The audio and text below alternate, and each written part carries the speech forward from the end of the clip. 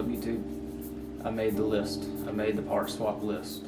So this should be a relatively short video, but it'll be helpful to anybody who's swapping their Maxima and doing it themselves, like I did. So let's just hop straight into it.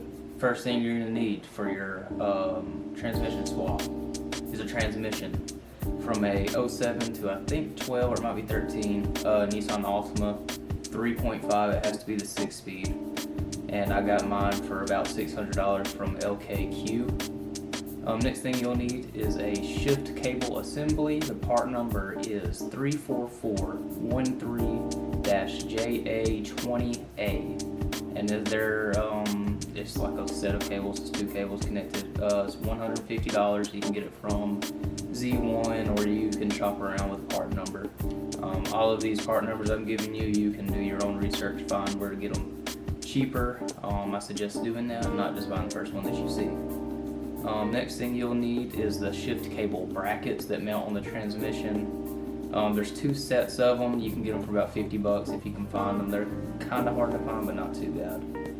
Part number is 34448-JA60A, and then JA61A, and that was for the 08 to 09 Altima, and then 34448ZX20 and ZX21A is for 2010 to 13, it says. Next thing you'll need is the shift plate lock, which is the clip that goes on the brackets that holds the cable in place. Part number is 36406-9B000. You'll need 2 of them. You can get them for about $10. I got mine from Z1. Next you'll need is a flywheel. When I bought mine, they were a lot cheaper than what they are now. I think I bought my flywheel for like $160 or something. But now the luck is what I got. You might as well go ahead, since they're expensive already, and get the JWT flywheel. It's about $430. Oh, $415 for the JWT. The luck on RockAuto is $237. And then your clutch, the luck is just as expensive as the JWT now, so go ahead and get JWT. It's $417. You can get it on Z1, or you can look on Nisformance.com. They might have a clutch for you too. Next thing you'll need is the axle seals. Part number is 38342-8H500 and 501. 500 is the driver, 501 is the passenger side. I got mine from NissanPartsDeal.com. I think they're like $15 a piece or something. Next thing you'll need is the axles. Now I cannot remember what I did with my axles. I don't remember if I did what the parts list says or not, and I can't remember which 2 I put together. So the parts list from my4wheelersportscar.com is 39100-JA10F for the passenger side, and I think that's just a manual Altima. And then 39101-JA11F for the driver's side, and that should be a CVT Altima. And I think the driver's side is a CVT. That's what I did.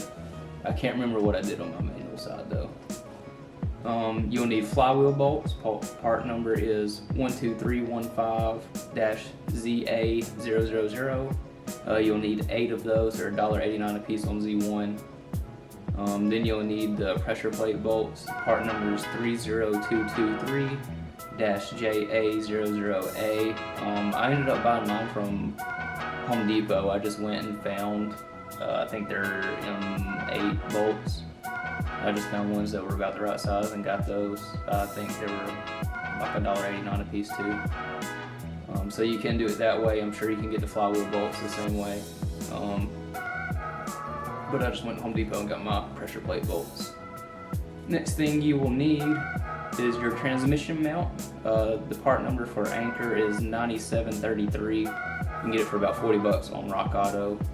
Then you'll need the mount bolts and nuts. Part number for the nut is 01223-N2011, and the bolts are, you'll need 4 of them. Part number 11298-JA00B. Those were pretty, I I think I had a little bit of a hard time finding the nut, but it was hard to find like the nut in the diagram to get it, and I didn't have any nuts that would fit that I could just make work, so I just went ahead and ordered the right one. Then you'll need a starter. Part number is 23300-JA10D, and it's for $323.49 on Nissan Parts Deal. I got my starter from Advance. I think it was like $176. You can just go and say I need a starter for I always use a 2010 Nissan Altima SR as my parts car. So if you go and tell them that, let them know it's manual, because you know they don't really know what they're doing. Most of them don't. Then you'll need the starter bolts. Part number is 11916-8J11A. You'll need 2 of those. They're about $3 a piece. Then you'll need the shifter assembly. The part number is 34101-ZN00A. For some reason, when I bought it, I don't feel like I had a hard time finding it, but it was really hard to find it on the internet. It's about $175 if you can find it. And when I put my shifter on, I couldn't get the nuts on it on the like the shifter tray that's already in the car. So I had to buy a M6 like threaded rod about that long. I think I just bought one that was like a foot, and then I cut it myself. And I got an M6 coupler, so my shifter kind of sits up higher than everybody else's does, because I couldn't get the nuts on because my studs were too short. So I just extended them basically so I could put my shifter on. You'll need the clutch master cylinder reservoir from a 370Z. The part number is 30610-JK00A. It's $150 if you order it OEM, but you can find them pretty easily. I think I paid like $50 for mine, and that was expensive to me. Then you'll need the master and slave cylinder kit from Gerson. I did have my car working without buying this kit, but it is like a night and day difference between the kit and not having it. And I'm really glad that I went ahead and bought the kit, because it really, like, if you're doing this, just buy the kit. It is very much worth it. It makes a lot less headaches too, because the clutch parts are half of them like discontinued for the Altima anyway, so it's really hard to find what you need. So just go ahead and get the good stuff. It's $950. You can get it from Gerson Flores. I'll put his Instagram. That's how I talk to him. I talk to him on Instagram. He has Facebook as well, but he hardly uses it. He uses Instagram mostly. I'll put his Instagram in the description. You'll need a tune. He does that too. It's $960.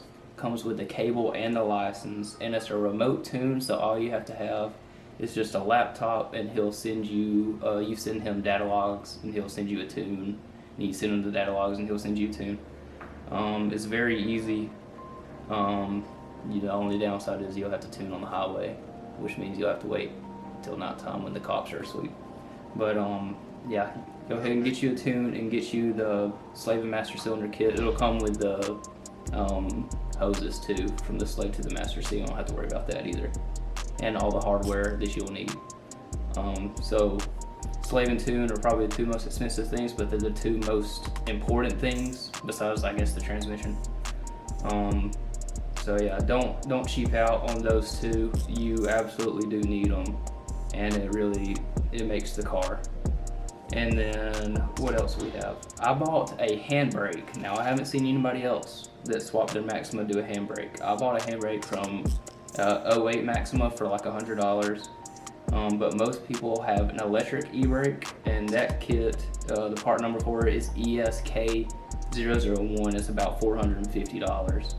I didn't want an electric e-brake. I like handbrakes. I've always wanted a handbrake. So I put one in, and there's a mount for it. You'll just have to Dremel out the right side a little bit of the handbrake to make it fit, because it wouldn't stretch all the way over there. So if you Dremel it out, it'll slide in, then you're good to go. The clutch pedal is next. I went to a junkyard and got a clutch pedal out of an Infiniti G20. for 25 bucks. And as far as I know, I'm the only person that hasn't used an Ultima clutch pedal, but my car works fine. But everybody does use a manual Ultima clutch pedal. Either a 2.5 or a 3.5, the pedal will work just fine. Now, if you find one, they're very hard to find. It's about $150. But like I said, I used a pedal out of a G20, and my car's doing pretty good. So you can try it if you want to. If you need help with how to set it up, let me know and I'll help you. Next, you'll need some gear oil, MT85. Go ahead and get yourself 3 quarts, even though it only takes 2. I think I didn't write the price down on it. I think it's like $20 a quart or something. It's not too bad. And then the last thing that you don't have to have, but I recommend, because of the way, if you're doing it yourself, you'll need some threaded rod, M12 by 175. If you watch my videos, you'll see how we used it to lower the whole entire subframe down, or the engine cradle down. It makes the job so much easier. So yeah, that is all the parts that I can think of. I did it all off of memory, so hopefully I didn't leave any out. I tried to get all the ones that nobody talks about, like the shift plate locks and the cable brackets and stuff like that. Total cost on everything, I spent about $4,200 total, but you can definitely do better than me. I found some stuff on a deal, but other stuff I did not. So the total swap could cost you anywhere from $3,900 to $5,500. I hope that I did not leave anything else out. If I did, I'll put it in the description along with all of these parts and the part numbers for them, and I'll put the websites that I use to find the parts as well. So I hope this helped y'all. Any questions, let me know. I'll try to answer. If you need any help when you swap, let me know. I'll answer. Garrison will help you. Horsepower Labs will help you. So yeah, I'll put Horsepower Labs channel in the description. Y'all probably all know them. And I'll put Garrison's Instagram in the description. So thank y'all for watching. I hope this was short and sweet to help you out in your research. Thank you. Bye.